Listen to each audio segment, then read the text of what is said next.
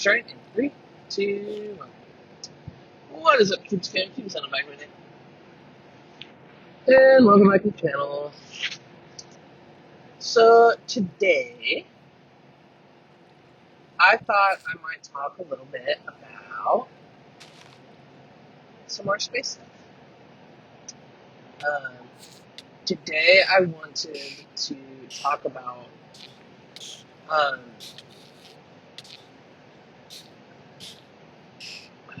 do I want to phrase this? Anomalies, stuff of intrigue in spatial paraphernalia, I guess. Paraphernalia is not the right word. Stuff like black holes and stuff like that. There's a lot of interesting things in space that we don't quite understand. Like, we have concept of, but we don't have a lot of understanding of. We may have witnessed a thing existing, but we don't currently have the tools with which to measure how it does what it does, or different aspects of it that we can theorize all day long, but we don't know much about yet. So I guess that straight out of the gate, the first thing that I would like to talk about is black holes, and respectively, white holes. For those of you who don't know what a black hole is, I assume pretty much everybody does. It's a very universal concept. But for those of you who don't, here's a quick refresher. A black hole, otherwise referred to often as a singularity, is a point at which mass has folded in on itself so much that it creates an inescapable gravity well. So a black hole is a pocket in the fabric of the universe where matter and energy fall in, and for the most part, they usually don't come out again. At least not from that point. For those of you who do not know what a white hole is, and they have been, by the Webb telescope, officially confirmed to be observed existing. So we have confirmed the existence of these now. But for a long time, they were just theory. A white hole is basically the inverse of a black hole. It is a inverse singularity. It constantly pours out matter and energy, and it is commonly believed that a white hole will link to a black hole, whether in this universe or in a parallel universe, stretching the possibility of extending the law of conservation of mass across the multiverse. But I'll talk about physics like that later. There's also other theories that those are kind of like the building blocks of what become wormholes. If wormholes were to stabilize, they'd stop being black holes and white holes. We did find an interesting thing, and I really wish we had the means to analyze inside of black holes better, because Webb took a picture through the event horizon of a black hole, and they found that there was a region of space completely alien to anything we see in the visible universe. Obviously, it could be a region we can see within the bounds of the visible universe. However, it's from a different angle. But they think that it's also very possible that that black hole linked to either a subcontained region of subspace that contained its own small chunk of our universe or a different universe, or it's also possible that they saw through the event horizon to a parallel universe, which is very fascinating indeed. But we don't really have the means to, we're only just starting to understand the exotic energies released from intra-universal energy. The energy created when you breach between two universes. And we're even less equipped to filter out all of the cosmic radiation inherent to a black hole in order to look for that radiation. And for all we know, all black holes might produce it anyway, so we might not be able to confirm or deny that part of it without actually having like a probe that can go through. So that's extremely fascinating. And black holes come in all shapes and sizes. Well, I mean, I don't know about all shapes, but they do come in all sorts of sizes. CERN has created microsingularities that hold up for fractions of a second. They're so small, though, they're like at the subatomic level, created from massive accelerated interactions between matter and antimatter, and sometimes forms of exotic matter, whatever they're colliding at the time. So they're of the size that basically atoms of air could disperse them. So they really only stay open for fractions of a second because they just don't have the mass and the strength to stay open with small matter antimatter reactions going on in the same vacuum chamber. And we see black holes the size of the center of a galaxy. Our own galaxy has a black hole in its center. It's named Sagittarius A star. And it is massive. I think it's like 300,000 times the density of our sun or something like that. And that's what keeps the galaxy spinning. I mean, obviously, it's more complex than that. The lattice of gravitational waves responsible for the cosmic dance of a galaxy is complex in a way that it's impossible to cover every single minute detail that factors into it. But we've also, using Webb, found the first evidence of the only way I know how to describe this is a singularity star. This was a few weeks ago now, so sometime like in June, I think, or maybe in May of 2024, it was discovered at the far reaches of the visible universe, so billions and billions of years ago. I don't think it's something that could exist today, but the article I was reading said it was something akin to like a superstar of the primordial universe, but it was a black hole. And that is actually really cool.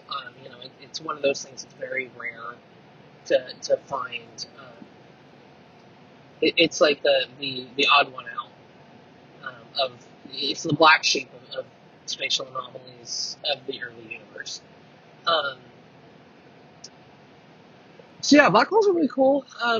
They like most intense gravitational fields, they can distort the passage of time. A lot of people don't realize that space-time is not constant. The closer you get to gravitational mass, beyond a certain degree of mass, the more the passage of time is distorted. And so you can actually, spend the same amount of time crossing from the outside of the accretion disk of a black hole to the event horizon. And you won't be able to tell any difference, as long as you are remaining relativistic to the time frame in which you're doing it. But to the outside observer, you will never look like you reached there, because as you approach the event horizon and cross the entropic line, time stops to the outside observer. Given a course of probably millions of years, eventually you would slowly disappear. But until you breached the event horizon and were lost beyond the singularity point, you wouldn't look like you were passing through to an outside observer for ridiculous amounts of time. Just because to you, time would be moving relative to you. But to an outside observer, the closer you got, the slower time would be moving for you.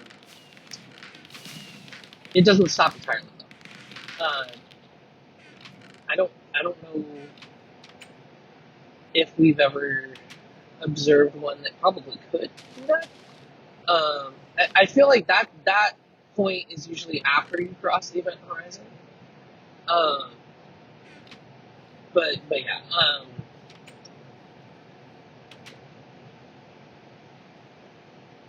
My brain just farted out.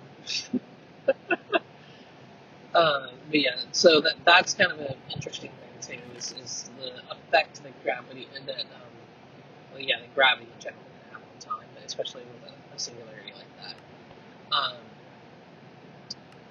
Another thing I'd like to talk about, since it's a related subject, is wormholes, which are technically still theory, um, but it is incredibly difficult to actually witness a wormhole.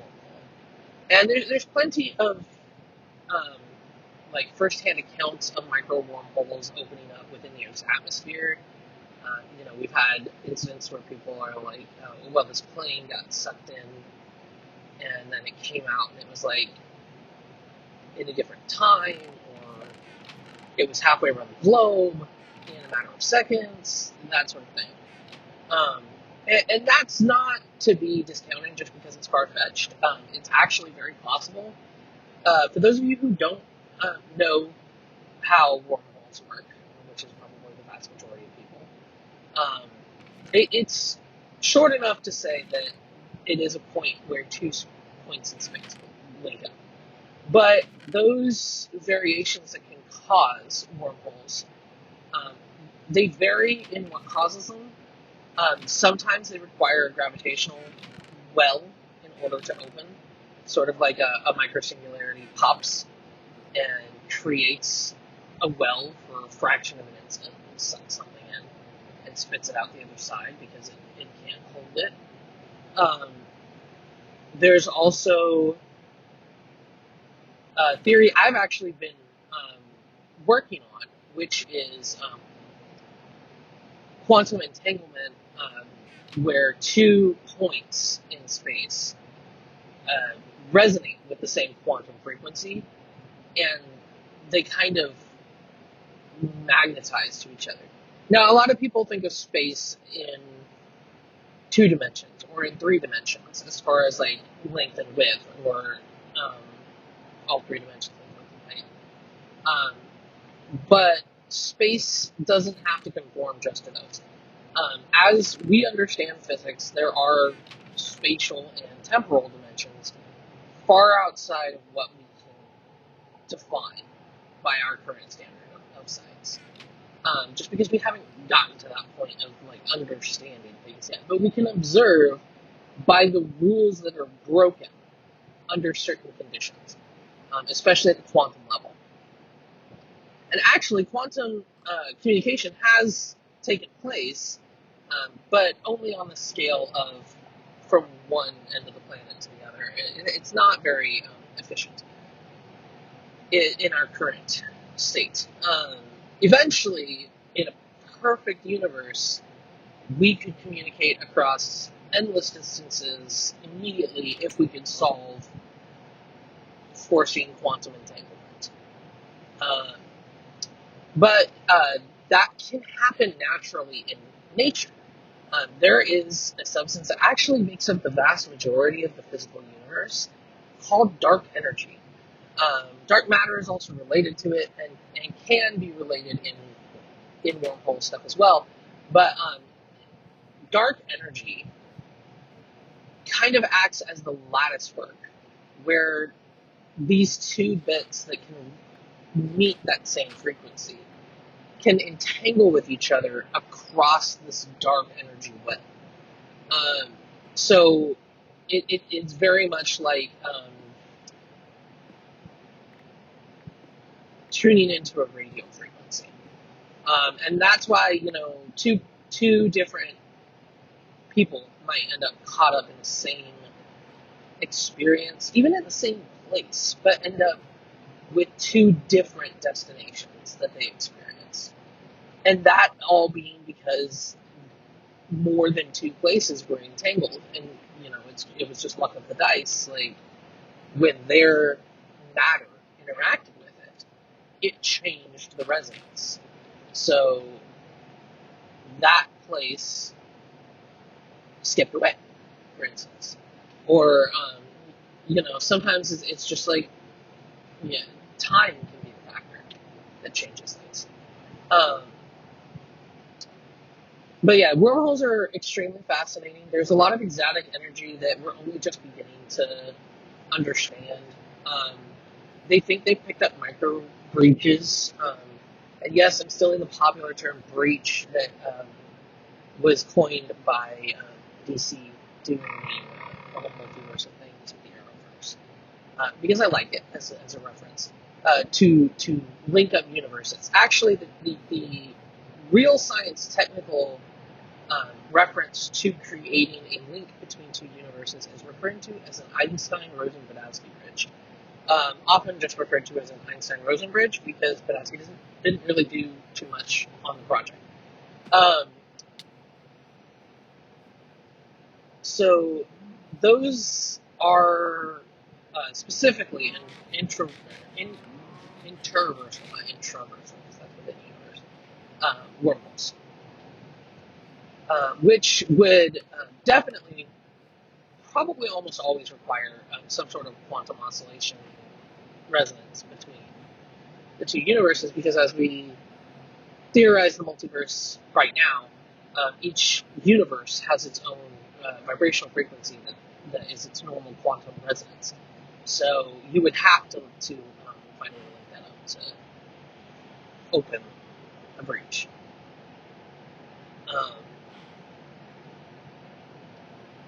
I suppose it could happen naturally, but again, it's one of those things where it probably only happens a dozen times a millennium.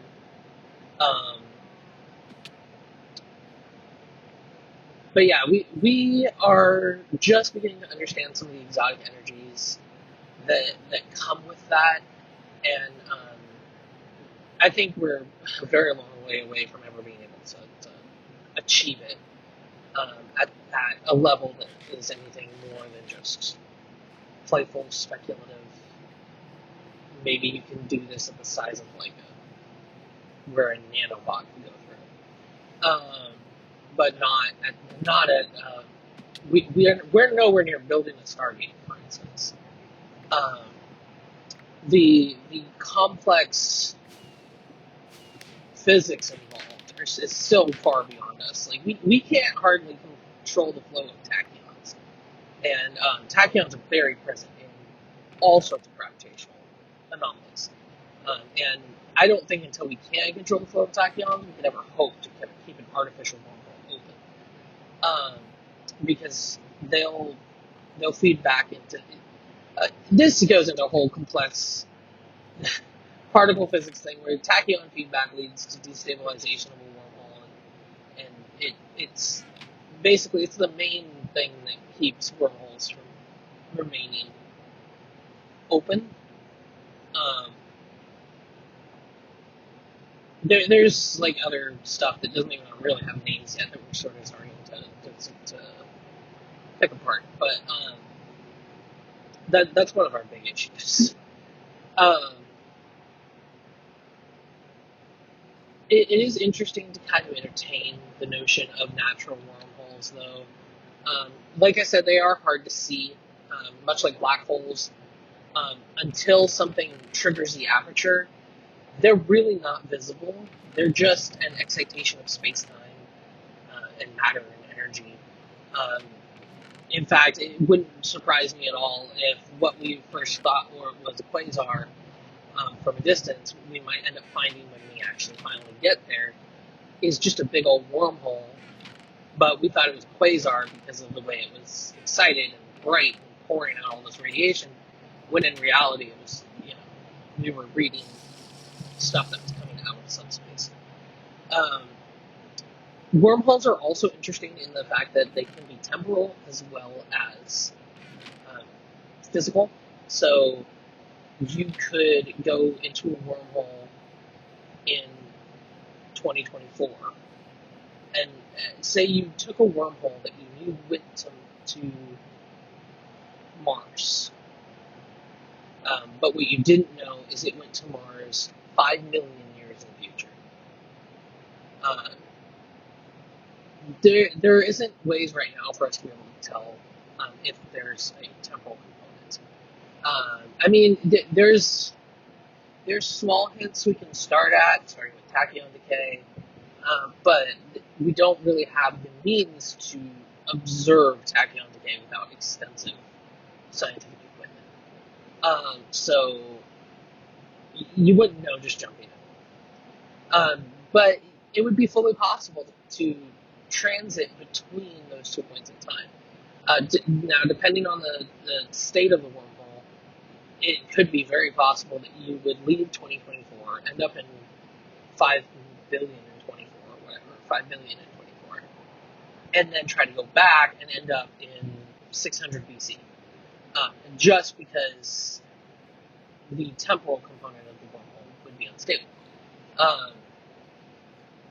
There are examples of, I think it was one of the Malaysian flights that went missing, that it popped up like 15 years later, but it was like it had just crashed.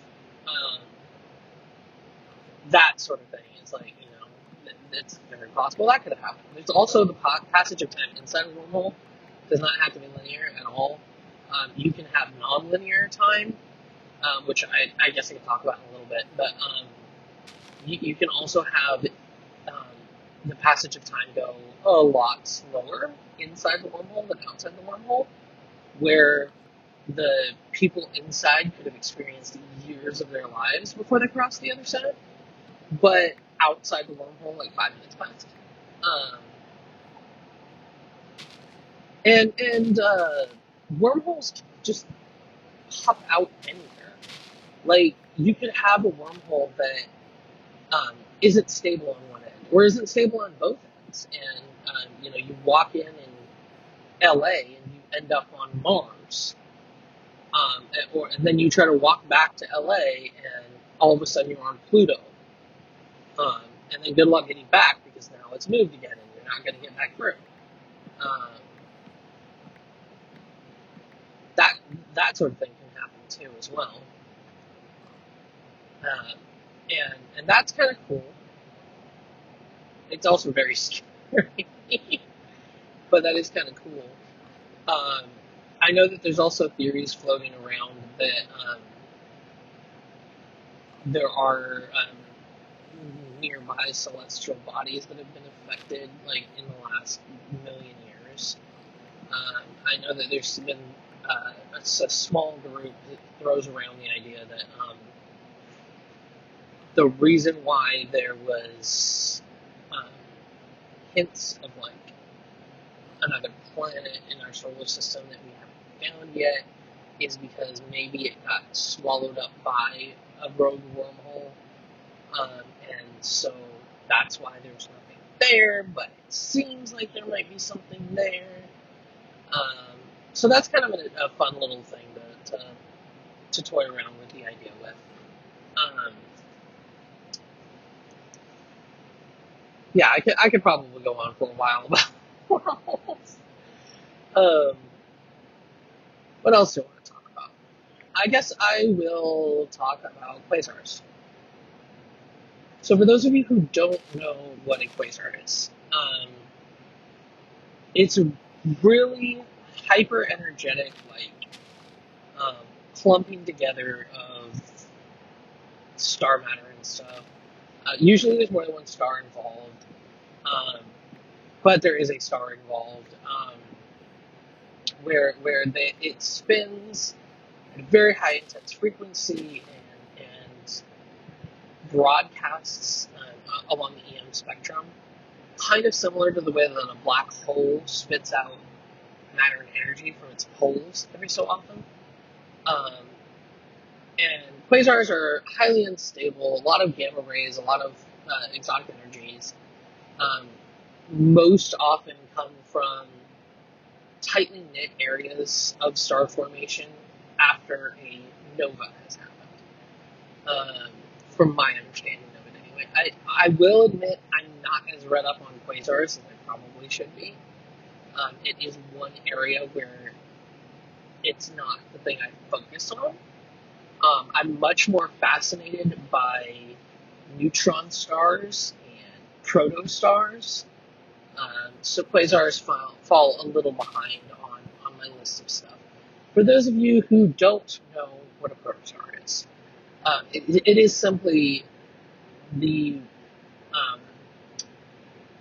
in utero stage of a star, where it has gotten to the point where it's a hot ball of plasma and it's clumping together, and the nebula around it is starting to recede as it's forming into a star. So basically, it's a star before birth. A protostar is when a star is at the point where quantum fusion is about to initiate but is not yet begun. But for all intents and purposes, the star behaves like a star. Protostars are often sources of protomatter, which is really the only way to get protomatter these days. For those of you who don't know what protomatter is, an early stage of matter that really only existed at the dawn of the universe. It's found now in situations like in a star, where the gravity is so densely packed, because it forces out the empty space in matter. Protomatter is extremely densely packed, and because of that, it's extremely volatile, because if you were to ever ignite it and let it loose, stars do a flare-up when they're born, for that exact reason. Because if you were to destabilize a protomatter matrix, it would be a huge explosion. But then once everything was starting to settle and calm down, it would slowly release its energy and assume the shape of matter that we understand today.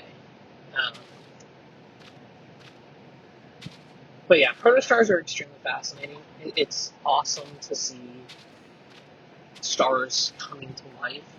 We've spotted a few appear in over the years in like nebula pictures that we've taken, and that's just the beauty of life in the universe.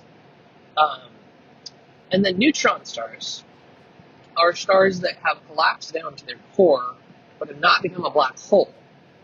And there is a difference between neutron stars and a white dwarf. A white dwarf is simply, aptly put, the corpse of a star. A white dwarf is a star once it's gone nova, and all that remains is its core. Its core does not necessarily compact in on itself when it becomes a white dwarf. It is simply what remains after the nova. But a neutron star is a star that sits on the brink of becoming a singularity, but hasn't become a singularity. Instead, it's settled into being like 2 million times denser or something. I think it was one of those guys who's famous for being on like Ancient Alien or something, that said if you took a sandcastle bucket of neutron star material, it would weigh on Earth, in Earth gravity, like 200,000 Mount Everests. So yeah, no, it's extremely densely packed matter. It's not quite at the point where it becomes protomatter, or not protomatter, dark matter. I'll get to dark matter in a minute. But it's different enough where it is its own classification of matter in the scheme of things. Um, Especially because there is a theorized uh, neutron star alloy that could potentially be constructed if we had the right equipment to manipulate neutron star matter that could force out the exotic particles responsible for giving a huge amount of the mass and weight of the material. So forcing out bosons and some other stuff from the atomic structure to make it so that this stuff is literally is denser than diamond, but doesn't weigh hardly anything because we push the mass out of it. Now, this applies to dark matter as well in a different way, and I've addressed the neutron star stuff. Now I shall address dark matter. But I do want to, I guess I can talk about exotic elements in another episode. Because there is something I want to talk about with the neutron star stuff. So, dark matter. Much like dark energy, it has energetic properties and radioactive properties that we do not understand. They fall outside of our understanding of the physics of the universe because we just don't have the means to measure them yet. But one of the things about dark matter is, much like protomatter, it is severely densely packed. There is a type of particle that occupies all normal matter in the universe that we can observe, called a baryon. So all normal matter that we observe at present is referred to as baryonic matter. Dark matter does not have baryons in it, which makes it quite different. So it is a different state of matter, whether that's because of its dense packedness or whether that's because of something else. It's extremely hard to tell. Dark matter is nearly invisible to the naked eye, especially in space. And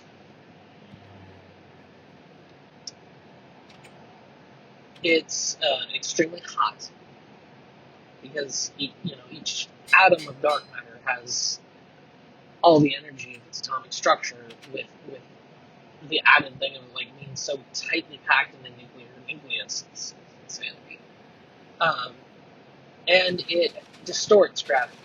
So there's a lot of background stuff that could just be dark matter, but we don't really know that it's dark matter.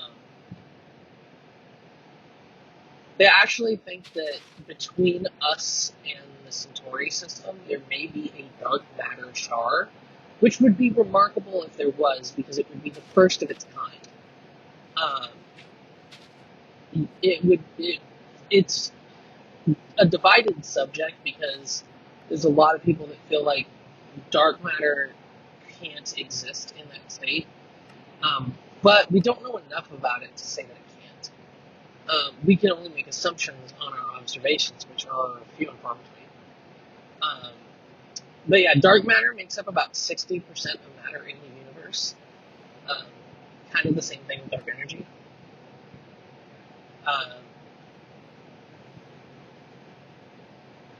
Yeah, it's very intriguing. I don't have a lot to say about it though, because again, we don't really know that much about it.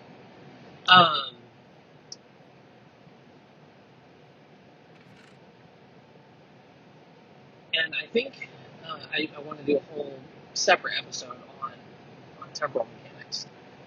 I'm trying to think if there's any big, I think everybody knows about nebula. If you don't, big collections of gas and dust, basic building block elements that where stars are formed. And we used to be part of a nebula before our solar system was formed, and before we were probably part of the same nebula as like the Centauri system.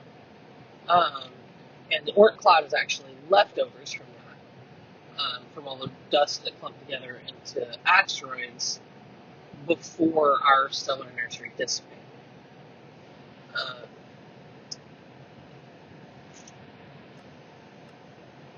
What else do I want to talk about? Let me see.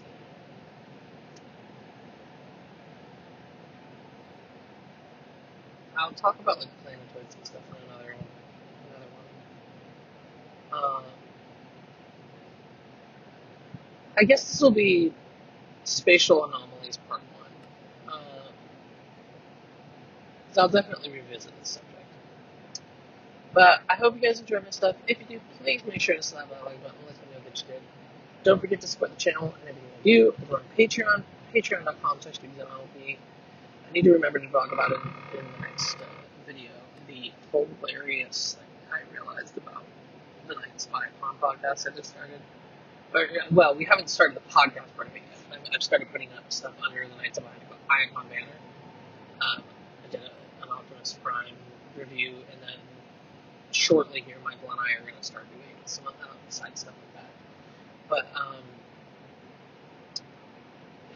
I found out a really funny thing doing something that I think you guys will enjoy. But anyway, I will catch you guys later. Don't let skeleton on the way out, and I'll see you. Peace!